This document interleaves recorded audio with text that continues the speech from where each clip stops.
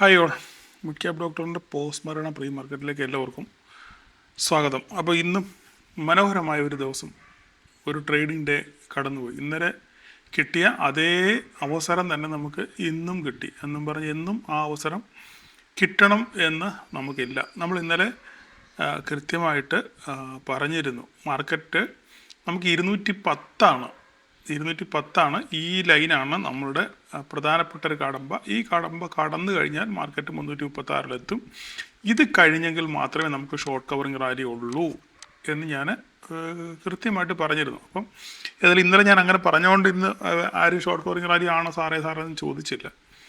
എങ്കിലും നമുക്ക് അവസരങ്ങൾ കിട്ടി, എൻട്രിക്കുള്ള അവസരങ്ങൾ, ധാരാളം അവസരങ്ങൾ കിട്ടി. നമ്മൾ ഇന്നലെ ഞാൻ പറഞ്ഞിരുന്നു നിങ്ങൾക്ക് ഒരു സ്ട്രാഡിൽ സ്ട്രാറ്റജി നോക്കാമെന്ന് പറഞ്ഞിരുന്നു. റിസ്ക് ഉണ്ട്, ആ റിസ്ക് കണ്ടുകൊണ്ട് വേണം നിങ്ങൾ ചെയ്യാമെന്ന് പറഞ്ഞിരുന്നു. പക്ഷെങ്കിൽ ധാരാളം പേര് ചെയ്തു, കുറച്ച് പേര് ചെയ്യാതിരുന്നു, കുറച്ച് പേര് ഡിസ്ലൈക്ക് കാണിച്ചു. എനിവേ എന്തായാലും സെൻസെക്സിൽ ഞാനും എടുത്തിട്ടുണ്ടായിരുന്നു.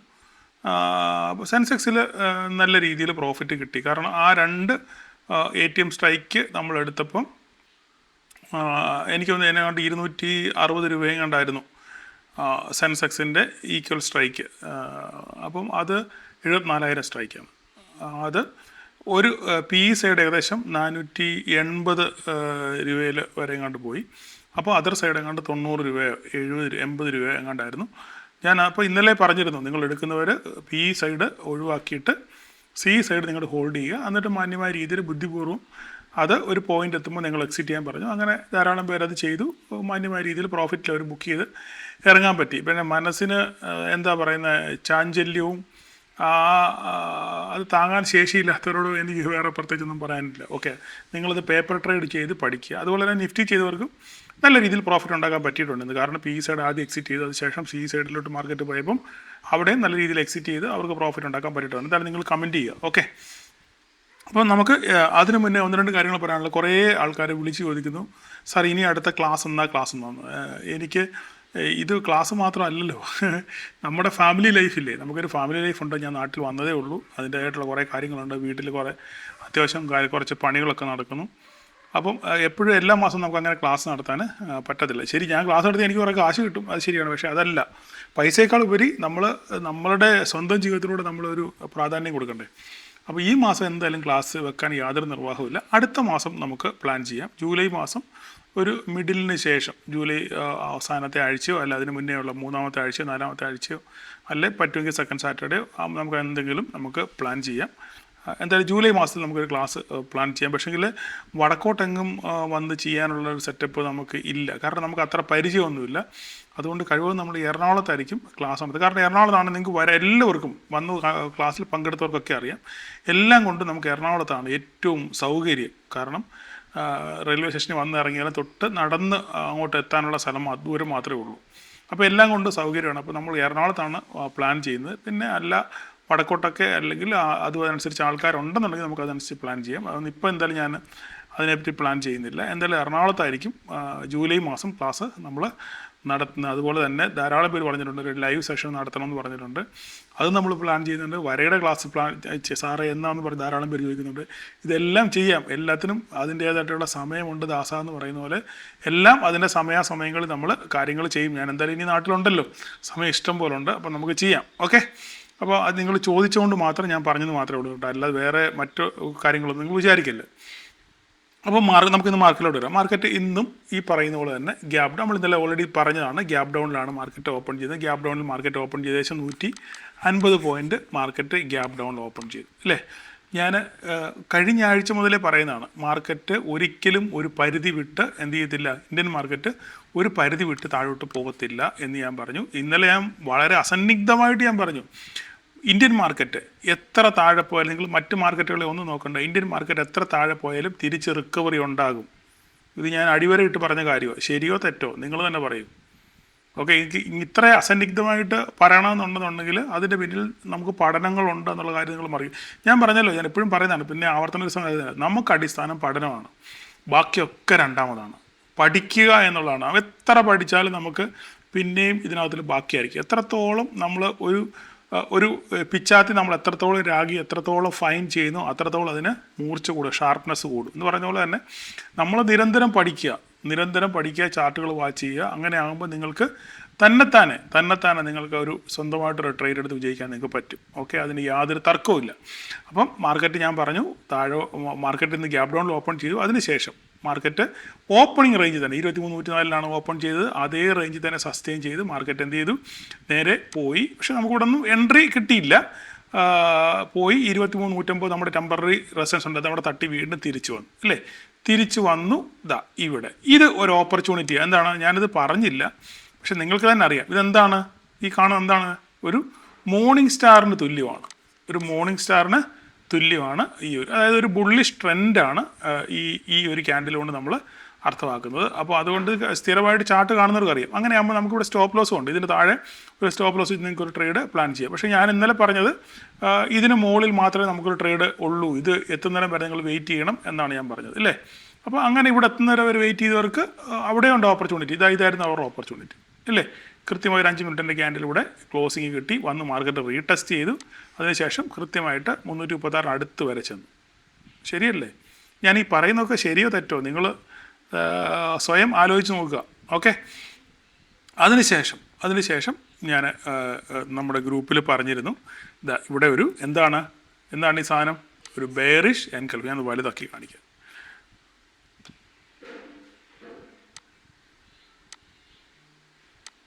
നോക്കൂ, എന്താണ് ഈ കാണുന്നത്, ഒരു ബെയറിഷ് എൻഗൾഫിങ് ക്യാൻഡിൽ വന്നു. അപ്പോൾ ഞാൻ ഇതിട്ടപ്പം നമ്മുടെ ഗ്രൂപ്പിൽ ഞാൻ മെസ്സേജ് ഇട്ടിരുന്നു, ഇതൊരു ബെയറിഷ് എൻഗൾഫിങ് ക്യാൻഡിലാണ്. സ്റ്റഡി പർപ്പസിന് വേണ്ടി നിങ്ങളിത് വാച്ച് ചെയ്യൂ, എന്താണ് സംഭവിക്കുന്നത് നോക്കാം. എന്തായാലും ആ ബെയറിഷ് എൻഗൾഫിങ് നല്ല രീതിയിൽ വർക്ക് ചെയ്തു. കൃത്യമായിട്ട് മാർക്കറ്റ് നേരെ താഴെ പോകുന്നു. നമുക്ക് ടാർഗറ്റ് ഇവിടം വരെ ഉള്ളൂ. നമുക്ക് മാന്യമായിട്ടുള്ള ടാർഗറ്റ് ഇവിടം വരെയാണ്. അപ്പോൾ ഞാൻ ഇവിടെ ഈ ഏരിയയിൽ എത്തിയപ്പോൾ തന്നെ ഞാൻ പറഞ്ഞു, നിങ്ങൾ മാന്യത കാണിക്കണം, ന്യായമായിട്ടുള്ള പ്രോഫിറ്റ് കിട്ടുവാണെന്നുണ്ടെങ്കിൽ നിങ്ങളിവിടെ എക്സിറ്റ് ചെയ്യണം എന്ന് ഞാൻ പറഞ്ഞു. ഇവിടെ ഉള്ള ധാരാളം എക്സിറ്റ് ചെയ്തു, പലരും ഹോൾഡ് ചെയ്തു. മാർക്കറ്റ് അതിന് ശേഷം നല്ലപോലെ താഴെ പോയി 150 വരെ നമുക്ക് കിട്ടി. ഓക്കെ, എവിടെ ഇറങ്ങിയാലും ഓക്കെ ഫൈൻ, അത് നിങ്ങൾക്ക് പ്രോഫിറ്റാണ്. അപ്പോൾ നമുക്ക് ഈ ഒരു ട്രേഡ് എങ്ങനെ കിട്ടിയത് കൃത്യമായിട്ട് നമുക്ക് ഇത് ഐഡൻറ്റിഫൈ ചെയ്യാൻ പറ്റി അല്ലേ. ബെയറിഷ് എൻഗൾഫിങ് നമുക്ക് ഐഡൻറ്റിഫൈ ചെയ്യാൻ പറ്റി. അതിന് ചിലപ്പോൾ അത് വർക്ക് ചെയ്യണം നിർബന്ധമൊന്നുമില്ല. ഞാൻ പറഞ്ഞല്ലോ, ഏത് പാറ്റേൺ കണ്ടാലും അതിൻ്റെ പ്രോബബിലിറ്റി എന്ന് പറഞ്ഞാൽ 70% മാത്രമേ ഉള്ളൂ. 30% എപ്പോഴും എന്താണ് അവിടെ ഫെയിലിയർ ചാൻസ് ആണ്. ഇവിടെ പലരും ബെയറിഷ് എൻഗൾഫിങ് ഞാനിവിടെ വരച്ചിട്ടപ്പോൾ തന്നെ എല്ലാവരും ചാടിക്കയറി പി എടുത്തു. എന്നിട്ട് ഇവിടെ വന്നപ്പോൾ പാനിക്കായി. എന്നിട്ട് ഇവിടെ ഒരു ഡയലോഗ് എൻ്റെ അടുത്ത് പറഞ്ഞു, സാറ് പറഞ്ഞതല്ലേ, അപ്പോൾ അതുകൊണ്ട് എന്തായാലും വരും, അതുകൊണ്ട് ഞാൻ കട്ടയ്ക്ക് ഹോൾഡ് ചെയ്തു എന്ന് പറഞ്ഞു. അപ്പോൾ ഞാൻ ഓൾറെഡി പറഞ്ഞു എവിടെയാണ് നമ്മുടെ സ്റ്റോപ്പ് ലോസ്, ഈ പോയിന്റിന് മുകളിലാണ് സ്റ്റോപ്പ് ലോസ് അല്ലേ. 336 തൊട്ട് മുകളിലാണ് നമുക്ക് സ്റ്റോപ്പ് ലോസ് അടിച്ചില്ല അല്ലേ.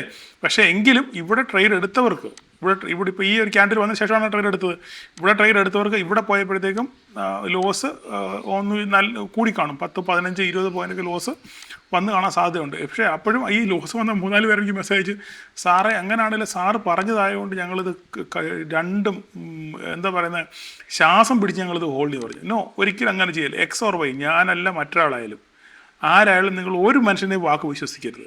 നിങ്ങൾക്ക് നിങ്ങളുടേതായിട്ടുള്ള തീരുമാനം വേണം.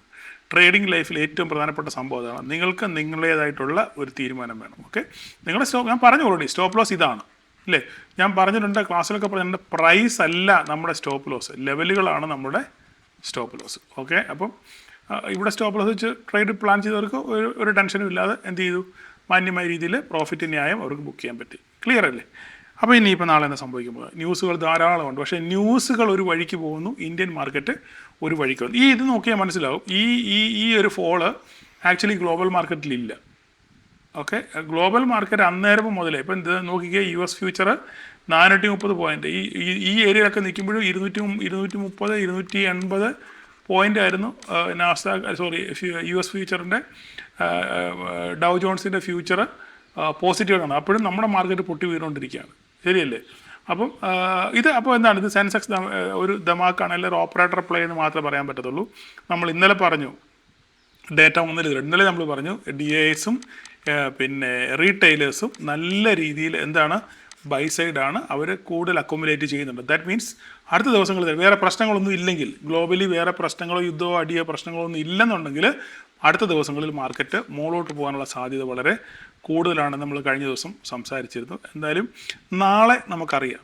ഓക്കെ, നാളെ നമുക്കറിയാം എന്താണ് ഈ ഗ്ലോബൽ ന്യൂട്രൽ ആണെങ്കിൽ, ഓക്കെ, ഗ്ലോബലി വേറെ പ്രശ്നങ്ങളൊന്നുമില്ല, അടിയും പ്രശ്നങ്ങളൊന്നുമില്ല, ഇതേ രീതി തന്നെ ന്യൂട്രലായിട്ട് പോവുകയാണെന്നുണ്ടെങ്കിൽ നാളെ നമുക്ക് മാർക്കറ്റ് ഗ്യാപ്പ് അപ്പോടുകൂടെ തന്നെ ആയിരിക്കും ഓപ്പൺ ചെയ്യുന്നത്. ഗ്യാപ്പ് അപ്പോടുകൂടെ ഓപ്പൺ ചെയ്യുകയും നമുക്ക് 336 പെട്ടെന്ന് കാണാനുള്ള സാധ്യത വളരെ കൂടുതലാണ്. അങ്ങനെ 336 കണ്ടു കഴിഞ്ഞാൽ നമുക്ക് പിന്നെ 437 500 ഒക്കെ നമുക്ക് കാണാൻ പറ്റും എന്നാണ് എൻ്റെ വിശ്വാസം. വേറെ പ്രശ്നങ്ങൾ ഒന്നുമില്ല. ഗ്ലോബൽ ന്യൂട്രൽ ആണെന്നുണ്ടെങ്കിൽ നമ്മുടെ മാർക്കറ്റ് നാളെ ഗ്യാപ്പ് അപ്പോട് കൂടെ നാളെ ഒരു ബുള്ളിഷ് സെറ്റപ്പ് ആയിരിക്കും നാളെ കാണാൻ പോകുന്നത്. എന്തായാലും നാളെ മാർക്കറ്റ് ഓപ്പൺ ചെയ്യുമ്പോൾ ഇന്നലെ പറഞ്ഞ അതേ സംഗതികൾ തന്നെ 210 മുകളിലാണെന്നുണ്ടെങ്കിൽ എന്താണ് സംഭവിക്കുന്നത് നോക്കി മാത്രം നിങ്ങൾ ട്രേഡ് പ്ലാൻ ചെയ്യുക. വെയിറ്റ് ചെയ്ത് ട്രെൻഡ് മനസ്സിലാക്കി മാത്രം നിങ്ങൾ ട്രേഡുകൾ പ്ലാൻ ചെയ്യാൻ വേണ്ടി നോക്കുക. ബാങ്ക് നിഫ്റ്റി നോക്കിക്കഴിഞ്ഞാൽ കൂടുതലൊന്നും പറയാനില്ല. നിങ്ങൾക്ക് ഞാൻ പറയാവുന്ന കാര്യങ്ങളൊക്കെ നിങ്ങൾക്ക് അറിയാം ഏകദേശം. അപ്പം ബാങ്ക് നിഫ്റ്റി നോക്കുവാണെങ്കിൽ ബാങ്ക് നിഫ്റ്റി നല്ലൊരു മൊമെൻറ്റത്തിൽ നിൽക്കുകയാണ്.